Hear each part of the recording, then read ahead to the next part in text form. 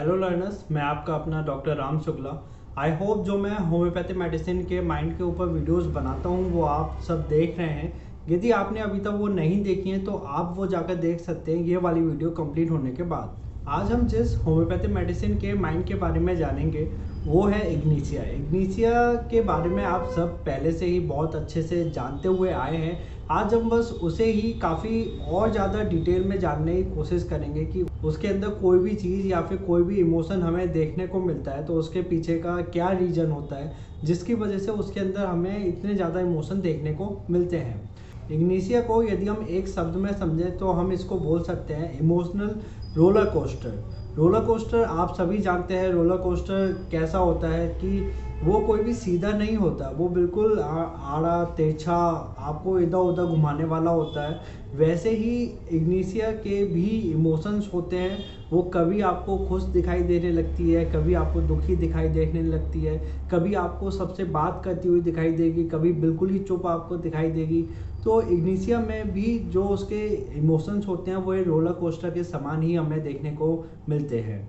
Ignatia आपको ज़्यादातर female देखने को मिलती है, मेल बहुत ही कम इग्निशिया के हमें देखने को मिलते हैं। और इग्निशिया पेशेंट हमको बहुत कम देखने को मिलती है आज के समय में, क्योंकि यदि हम आज के कॉन्टेस्ट को देखें जो भी हमारे आसपास का सिनेरियो है तो उसमें आपको नेट्रम ज़्यादा देखने को मिल जाएंगी इग्निशिया से। और इसका क्या रीज़न है कि हमें नेट्रम ज़्यादा देखने को मिलती है और इग्निशिया आज के समय में कम देखने को मिल रही है, इसे हम वीडियो के आगे ज़रूर समझेंगे। सबसे पहला पॉइंट जो हमें इग्निशिया के अंदर देखने को मिलता है वो है उसके इमोशनल इंटेंसिटी।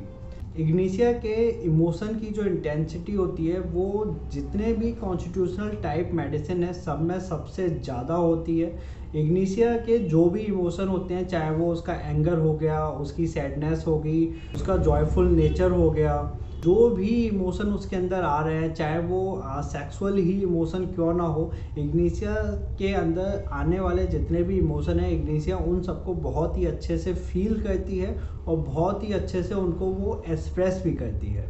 मतलब कि जब भी इग्निशिया आपको क्लिनिक में दिखाने के लिए आएगी और यदि उसके अंदर जो भी इमोशन चल रहे होंगे उन्हें बहुत ही अच्छे से आपको डिस्क्राइब करेगी। और जो इग्निशिया के इमोशन होते हैं वो सिर्फ आपको क्लिनिक पर ही डिस्क्राइब करती हुई नहीं मिलेगी, उसके साथ जो भी उसका फैमिली मेम्बर या फ्रेंड आएगा वो भी यही बताएगा कि ये अपनी चीज़ आप बहुत ही अच्छे से उसको बताती है कि उसके अंदर उसके दिमाग में क्या चीज़ें चल रही हैं। इसलिए यदि हम इग्निशिया को इमोशनल क्वीन भी कहें तो इसमें कुछ भी गलत नहीं है, क्योंकि जो इग्निशिया होती है उसके इमोशन इतने ज़्यादा होते हैं और वो सारे इमोशन अपने शो भी करती है अपने सामने वाले को। और इसका उल्टा यदि हम यही नेट्रम की बात करें तो नेट्रम अपने इमोशन किसी को भी शो नहीं करता है। उसके अंदर चाहे कैसे भी इमोशन आ रहे होते हैं वो उन इमोशन को अपने अंदर ही रखता है। इसलिए आपने इग्निशिया के रिलेशनशिप पार्ट के अंदर ये भी पढ़ा है कि जो नेट्रम होती है वो इग्निशिया की क्रॉनिक होती है, यानी कि हम नेट्रम को इग्निशिया की बड़ी बहन भी बोल सकते हैं, जिसका रीज़न हमें सिर्फ एक ही देखने को मिलता है और वो ये है कि पहले इग्निशिया जो अपने सारे इमोशन इतने ज़्यादा एक्सप्रेस करती थी, यदि कोई भी उसके इमोशन पे ध्यान नहीं देता है तो वो इग्निशिया अपने एक्सप्रेशन शो करना बंद कर देती है और वो नेट्रम में कन्वर्ट हो जाती है। इसलिए मैंने आपको पहले ही कहा था कि आज के समय में हमको नेट्रम ज़्यादा देखने को मिलते हैं इग्निशिया की बजाय। लेकिन क्या इग्निशिया के अंदर आने वाले जितने भी इमोशन हैं, क्या इग्निशिया सारे इमोशन को सामने वाले को बताती है? ऐसा नहीं है। कुछ इमोशन जिसकी वजह से इग्निशिया सैड रहती है वो कुछ तो बताती है, लेकिन कुछ इमोशन वो औरों को नहीं बताती है, जिसकी वजह से इग्निशिया हमें साइकोलॉजिकली वीक देखने को मिलती है। और जब भी इग्निशिया की लाइफ में कोई ऐसा इंसिडेंट होता है जिसकी वजह से वो इतनी दुखी होती है कि वो किसी को नहीं बता पाती है, तो उसके बाद से ही इग्निशिया की बॉडी में फिजियोलॉजिकल चेंजेस होना भी स्टार्ट हो जाते हैं। इमोशनली होने के अलावा इग्निशिया एक अच्छी इंटेलेक्चुअल भी होती है। वो लोगों से बात करने का तरीका काफ़ी अच्छे से जानती है, काफ़ी अच्छे से लोगों से वो बातचीत करती है और उनके एक्सप्रेशन भी काफ़ी अच्छे से वो समझती है। और जब भी इग्निशिया आपकी क्लिनिक पर आएगी और आप उससे जैसे ही ये क्वेश्चन पुटअप करते हैं कि आप किसी चीज़ से परेशान हैं, तो इग्निशिया आपको वो चीज़ तुरंत बता देती है। जबकि यदि चाइना मेडिसिन की बात करें तो वो आपको तुरंत नहीं बताती है, लेकिन इग्निशिया आपको हमेशा तुरंत बता देगी। जब भी आप उससे ऐसा क्वेश्चन पुटअप करेंगे तो वो आपको तुरंत आंसर इसका दे देगी। अब ये तो बात हुई कि इग्निशिया के अंदर हमें कैसे कैसे जो इमोशन मिलते हैं उनकी इंटेंसिटी क्या होती है। अब हम जानते हैं कि एक हेल्दी इग्निशिया कैसा होता है। कि जब इग्निशिया के अंदर कोई भी नेगेटिव इमोशन नहीं आया होता है तो इग्निशिया हमको कैसा देखने को मिलता है, जो कि आज के समय में बहुत कम देखने को हमें मिलेगा। लेकिन हाँ, मिलता ज़रूर है, लेकिन बहुत ही कम हमें देखने को मिलेगा कि उसके माइंड में अभी तक कोई भी सैड इमोशन तो नहीं आया है, किसी से भी वो दुखी नहीं हुई है किसी भी चीज़ को लेकर। तो ऐसी इग्निशिया हमको बहुत कम देखने को मिलती हैं। तो उनमें क्या क्या सिम्टम हमें देखने को मिलता है, अब ये जानते हैं। अब किसी भी इग्निशिया को यदि हेल्दी होना है कि उसकी लाइफ में अभी तक कोई भी ऐसा इंसिडेंट नहीं हुआ है जिसकी वजह से वो दुखी रही हो, तो वो इग्निशिया एडल्ट तो नहीं हो सकती। जब एडल्ट नहीं हो सकती है तो वो इग्निशिया सिर्फ और सिर्फ बच्चा ही होती है कि बचपन से ही उसकी लाइफ में कभी भी कोई भी नेगेटिव इंसिडेंट ऐसा नहीं हुआ है जिसकी वजह से हम उसे हेल्दी इग्निशिया बोल सकते हैं। एक हेल्दी इग्निशिया के अंदर हमें मेनली 3 पॉइंट देखने को मिलते हैं। पहला उसका सेंसिटिविटी, दूसरा उसका पैशन और तीसरा उसका रिफाइनमेंट। जो उसकी सेंसिटिविटी होती है वो यदि वो अपने हेल्दी स्टेज में होती है तो अपने आसपास की हर चीज़ को बहुत डीपली वो फील कर पाती है। जैसे कि प्रकृति कितनी सुंदर है, आसपास के लोग कितने अच्छे हैं, लोगों की वो कितना हेल्प करते हैं, ये सारी चीज़ इग्निशिया बहुत अच्छे से फील कर पाती है। वहीं यदि हम उसके पैशनेट की बात करें तो इग्निशिया बहुत ज़्यादा पैशनेट होती है जब वो अपनी हेल्दी स्टेज में होती है। ज़्यादातर इग्निशिया आपको आर्टिस्टिक देखने को मिल जाती है, जैसे कि आर्ट के जितने भी वर्क होते हैं, आर्ट और क्राफ्ट के, इग्निशिया आपको उनमें काम करती हुई दिख जाएगी यदि वो हेल्दी इग्निशिया होती है उस समय। और रिफाइन से मेरा मतलब है कि उसके अंदर कोई भी नेगेटिव पॉइंट हमें बिल्कुल भी देखने को नहीं मिलता है। इसके अलावा जब कोई हेल्दी इग्निशिया किसी पर्सन को प्यार करती है, चाहे उसका फैमिली पर्सन हो या उसका पार्टनर हो, तो बहुत ज़्यादा वो डीपली उससे प्यार करती है, वो चाहती है कि वो उसके साथ रहे, उसका केयर करे। इग्निशिया आपको इस मामले में डोमिनेंट नेचर की बिल्कुल भी देखने को नहीं मिलती है। वो सामने वाले से प्यार करना चाहती है, ऐसा नहीं देखने को मिलता कि वो चाहे कि सामने वाला उसे भी प्यार करे।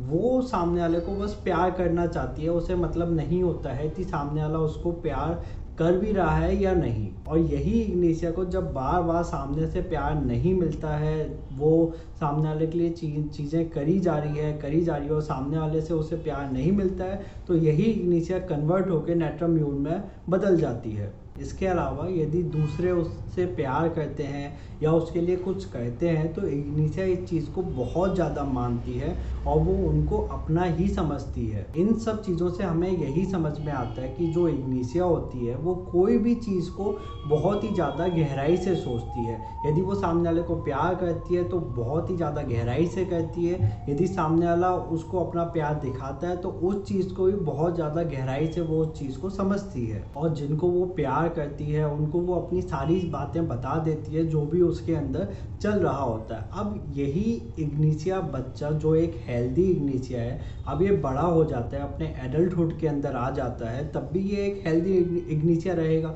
इसके अंदर कोई भी नेगेटिव पॉइंट नहीं होता है, कोई भी वल्गैरिटी इसके अंदर देखने को हमें नहीं मिलती है। जहाँ पे भी कोई भी नेगेटिव इशू होते हैं ये अपने आप को उन चीज़ों से हमेशा दूर रखती है।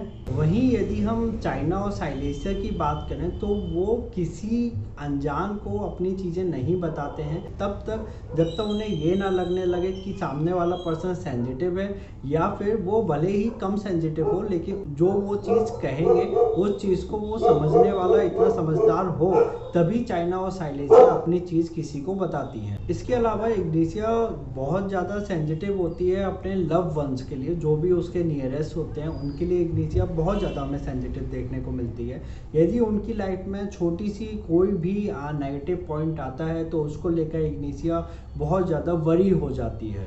इसके अलावा एक हेल्दी इग्निशिया जो होती है वो यदि ज़्यादा मेकअप ना भी करे तो भी वो अपने आप में ही बहुत ज़्यादा सुंदर अट्रैक्टिव दिखाई देती है।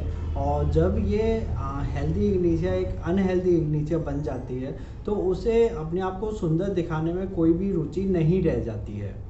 और इग्निशिया के अंदर आर्टिस्टिक नेचर हमें देखने को मिलता है, लेकिन ये हमें ज़्यादातर हेल्दी इग्निशिया के अंदर ही देखने को मिलता है। और जो कि हमें ऐसा देखने को मिल सकता है कि जो इग्निशिया है उसे आर्ट वाली जितनी भी चीज़ें हैं बहुत ज़्यादा पसंद है। वो अपने घर में भी बहुत ज़्यादा आर्ट वर्क करती है, पेंटिंग हो गई या फिर कोई भी क्राफ्ट से डेकोरेटिव आइटम हो गया।